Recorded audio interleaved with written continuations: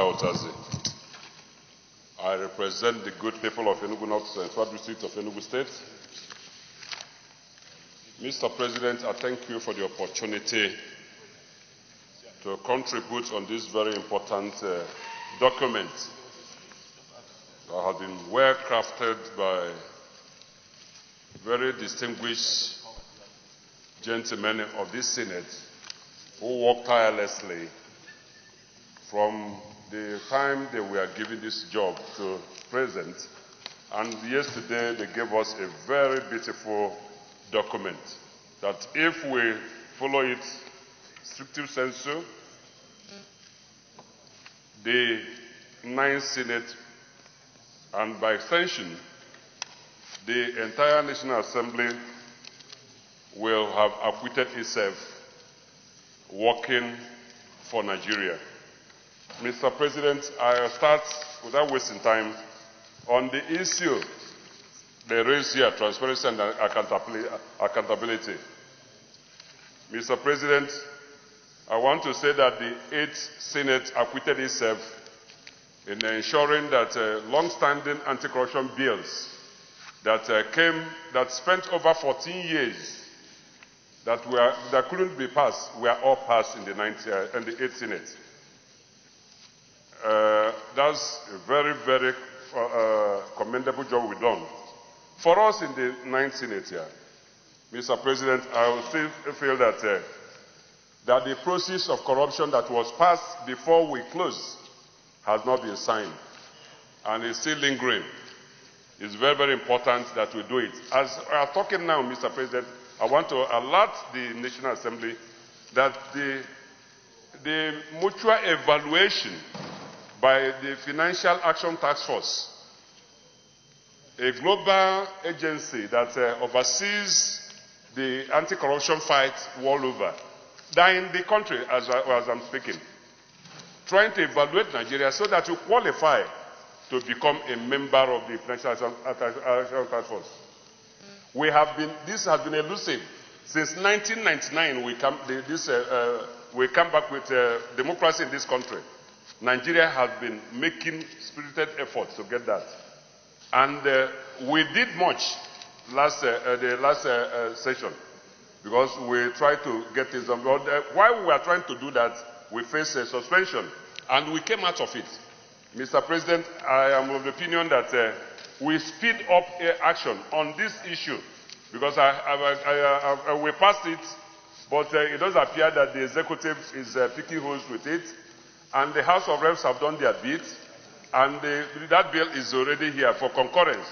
So if we're able to tidy it, it will help the international community that are here in the country now, looking at what we are doing to make sure that things work. Then the other issue I want to also contribute in this area is the EFCC, the Establishment Act of the EFCC 2004. In that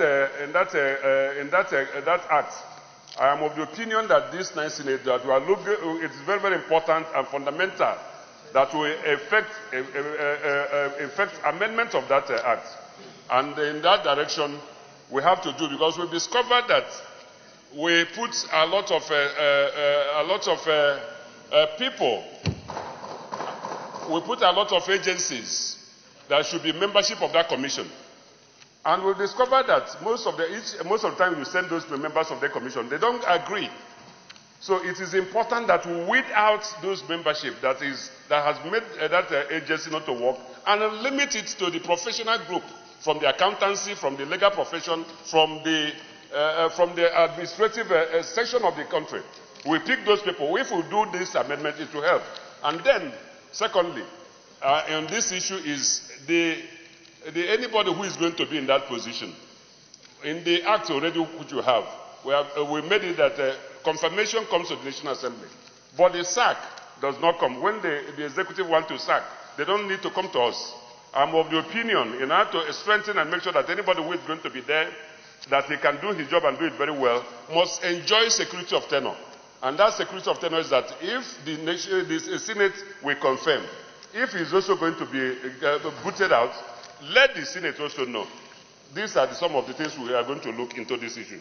Then the other issue that I'm saying I want to also look into in this agenda that is before us here is the oversight function.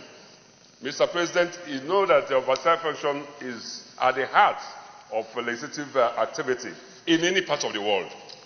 And part of our job here is that while the public is complaining that we don't have, that so much is given to the National Assembly, in actual fact, the answer is that we don't have enough. And because if we don't have enough, we have enough budgetary provisions for us in the for job oversight. Many people will just be here visiting the MDAs in Abuja and not more. And we know that the problem is not in the MDAs in Abuja here. We have to go to areas where they are doing the jobs. In terms of providing for the accommodation, the transportation of our members, such has to be this. We need enough money for the National Assembly to do the job. Because if we budget so much, trillions, and there's nobody that is following up with that job, the tendency is that everything will be lost on us. So in order to make sure that things work out for the country, we will do the whole budget processes. The oversight is going to is very fundamental. And then we need to make the provisions to do that. How much? So let us look into this and explain to our people. And we also use this opportunity that I'm very happy that we have a capable hand manning the media for the Senate. We want our people to be informed properly, because part of the problem why the society don't understand is that we don't inform them. So let this committee, crack team that is in the media of the National Assembly, the Senate starting from here, should properly inform our people so that they understand what we are doing, so that they will not be raising objections that come when we say that there's enough provision for our people.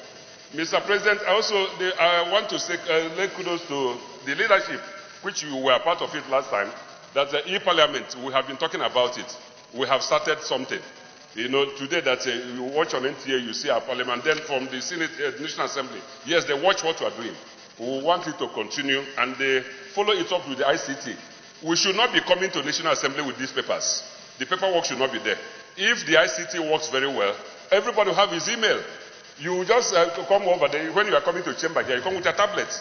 You'll be reading whatever thing you've been doing, and then we stop this paperwork that is bothering all of us here. And Mr. President, the other issue I thought that is very, very important to us here is the PIB, Petroleum Industry Bill. You see, we have all the assemblies since 1999 have failed. Mr. President, the way we are properly constituted now, it will go into records and to a large extent to your personality as the most well-informed Senate President we have ever had here.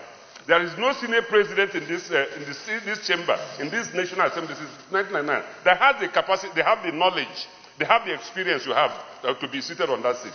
So I want you, and you are the chairman of the National Assembly. We want you to do that. Round up.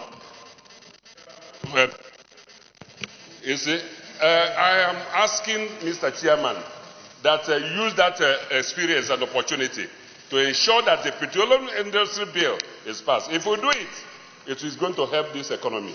With that, I say thank you for this opportunity. Thank you very much.